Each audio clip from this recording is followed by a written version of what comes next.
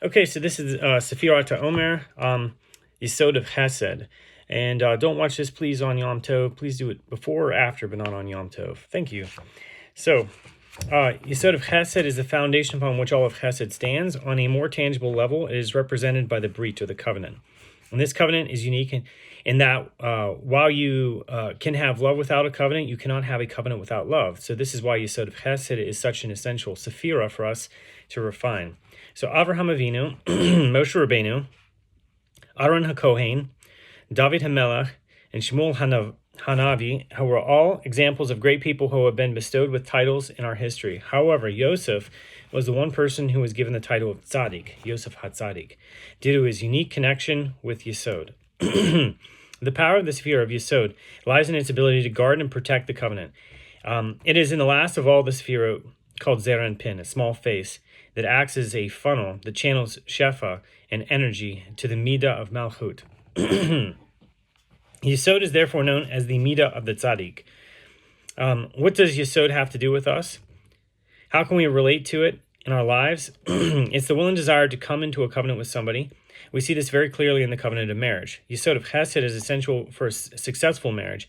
It promotes a foundation of love and encourages an exchange of kindness and generosity between partners. This midah also reminds us that marriage is part of something greater, uniting us within the covenant between God and his people. When a couple chooses to embark on a journey of marriage, they enter an enchanted covenant full of trust and respect. As the years pass, their bond matures and becomes something truly magical, far surpassing even the most passionate moments of the early days together. It's a special connection that is unlike any other, one that can only come from years of commitment and dedication to each other. So when you truly love another person, entering into a covenant is the best way to ensure that the relationship can last. Without a covenant, there is nothing in place to hold two people together and no commitment for them to keep on working on the relationship when things get tough. This is why so many relationships fail without formal vows of commitment. It's impossible to maintain a long-term connection without some kind of foundation. This is why marriage has always been so important. It is a tangible symbol of a couple's willingness to make the necessary sacrifices and efforts needed to stay together in the long run. In our generation, many people date, but they don't want to get married. So they've been dating for 10 years, live with each other, and sometimes even have kids together, but they're not married. It's very unlikely this kind of relationship will last. When it comes to love, a covenant is the most unbreakable connection two people can form. So it's an agreement that allows them to remain connected for life and support each other through thick and thin. This is why Yesod of Chesed encourages couples to enter into a covenant, one grounded in love, not money or mutual benefit. If you talk to married couples, they often complain. You may hear, "I can't stand her, she's annoying, she's driving me crazy, he's making a mess in the house." You rarely hear, "Oh, my wife is amazing," or "my husband is so great." Love is the foundation for any lasting connection, but couples can easily forget this when focusing on their partner's shortcomings. To build a strong relationship, it is important to recognize and appreciate your partner's positive qualities. By taking time to acknowledge the good in one another, couples can ensure that love stays at the center of their relationship and can create an eternal bond built upon meaningful connection. So single people often go to extreme lengths in order to find their significant other, from praying all day long to doing any segula or any remedy or whatever. But when they finally get married, after years of waiting and hoping, 6 years later, they often find themselves complaining about one another like any other couple. For many couples, the irony lies in the fact that when they were single, they longed for a connection and a home with their partner. But once they're married, it is easy to lose sight of this desire. So love is a powerful covenant between two souls. According to the Zohar, each soul is split into two halves, which fall into different bodies, and yet somehow after many years apart, these two halves are reunited. If they have a kosher chuppah, then while they're next to each other, specifically when the bride is surrounding the groom 7 times, God sews the souls together. Another way of looking at the definition of love is the bridge that will bring together two separate worlds. So a man and a woman may come from two different worlds with different backgrounds and experiences. Yet despite the vast differences between them, love can be the bridge that binds them together. So creation is about connecting two seemingly opposite worlds. For it is only through this joining of forces that a stronger bond can be formed. So love enables individuals to create something beautiful from their differences, rather than allowing them to tear each other apart. And we just see this with the physical body. with a person, you have a physical body and you have a spiritual body, right? A spiritual component, right? And that combines together to make a human being like very unique among all types of creations. A covenant is far more powerful than many realize. It endures even through the most difficult times. It provides the strength to push through trying moments and gives partners the tools they need to overcome any obstacles that comes their way. So real life relationships are not always perfect, and as such, a covenant is essential in order to weather any storm that may arise. It's only the case with marriage. It can be between two. It can be between two friends. It can be between business partners. It can be between a parent and a child. It's the power of the covenant that keeps these relationships strong.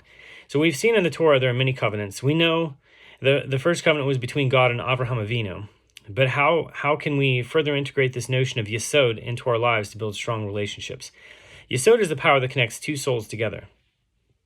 That is why breaking the Yesod is considered as a severe sin. Since you're separating two things, you create separation instead of unity. So in the teachings of Kabbalah, the Yesod is this covenant. So one of the most significant and widely known covenants is Brit Milah, the ritual performed on Jewish males at 8 days old that symbolizes their covenant with God. According to the Petach Eliyahu, the opening of Eliyahu, in Tikunei HaZohar, the Sefirot of Chesed, the right side, and Gevura, the left side, and Tiferet, the body, and Netzach and Hod, the legs, are each represented by parts of the body, while Yesod symbolizes the male organ or the female womb. So in Judaism, men undergo Brit Milah, or circumcision. Women are just subjected to this same physical practice. Women are not subjected to the same physical practice, but have their own covenant with the womb. Men and women alike share in the obligation of Shmirat Habrit, guarding the covenant. It is forbidden for a woman to receive anything intimate from a man that isn't her husband, and a man must not give his sperm to anyone other than his wife. The foundation of Kabbalah is Shmirat Habrit. There are two kinds of Brit Milah. One physical one in which the foreskin is cut, and a spiritual one known as the Orla Nafshit. Every day, we're called upon to renew our spiritual commitment through this Brit Milah, which has three components. And actually, there's an ancient concept that when a male baby is circumcised, that it's actually circumcision happens before a wedding. And you actually see this with the story of Dinah and the story with Shechem. And you also see this with the words that Moses' wife says whenever she circumcises their child, bridegroom of blood, basically. But basically, there was an idea that circumcision is almost like a marriage, part of a marriage. So it's almost like the child is being married to the Torah in that case, like the covenant with Hashem at that point. It's something deep, and then it's like finalized with the bar mitzvah, right? So that's whenever, because there's in Judaism, there's two phases to a marriage, Kedushin and Nisuin. So, but anyway, we all have three spiritual foreskins preventing us from engaging with and honoring a covenant. So the first one of these is our ears, or shmiya, and which entails true listening. This presents a challenge in many relationships. When someone complains about not being heard, it may be because the other person still has an ego-driven foreskin of their ear. So we must learn to properly listen to honor our meaningful relationships. So we must also remove the foreskin from our lips, or the svatayim, which causes us to say the wrong words or phrases. To say the wrong words or phrase them in a negative way. In many cases, repairing a relationship can require just one word, an apology, a thank you, expressing love.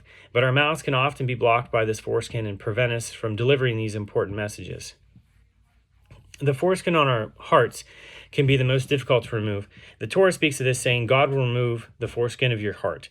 This means that when our hearts are covered, it's hard to take into account another person's feelings and needs. Instead, tuning in only to our own wants and desires. We all have these three foreskins: our ears, mouths, and hearts, and we must work to remove every single day. Both men and women are responsible for doing this tikkun habrit.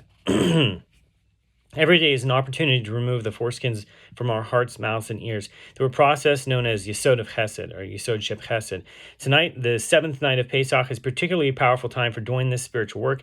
Identify a relationship in your life that isn't as smooth as it could be. If you feel like you deserve more from the other person, that may be causing a mental or emotional block. So to do this work properly, you must be humble and remove your ego. Admit honestly to yourself that the bumps in this relationship may not just be because of the other person. You need to admit that you are also at fault and may be the one blocking the relationship from being as strong as possible. So to start to remove those blockages and make your relationships even more meaningful. Love is built on the foundation of Yesod Sheb Chesed.